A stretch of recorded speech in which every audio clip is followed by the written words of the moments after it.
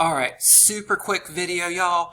I've noticed that the new buyer agency agreement, we're seeing a lot of errors with the changes here to the term of the agreement. So just like before, you're going to start the term on the date that you're signing, but now you must check one of these two boxes. If you check the first one, that's for a buyer who's only purchasing one property, so you will check that box and then still enter an expiration date. If you are working with someone who may potentially buy more than one property, you can check the second box and enter an expiration date.